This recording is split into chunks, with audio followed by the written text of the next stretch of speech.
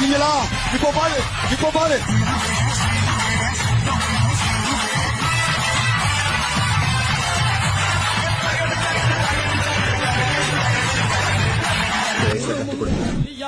இப்படிதான் நிக்கணும், இப்படிதான் நடக்கணும், அப்படிதான் நிப்பேன், அப்படிதான் நடப்பேன். என்ன கேட்ட? ஏன் பொத்துக்கிட்டு வருதுன்னா? பொத்துக்கிட்டு வருது பேர் தான்டா ரவுத்திரம்.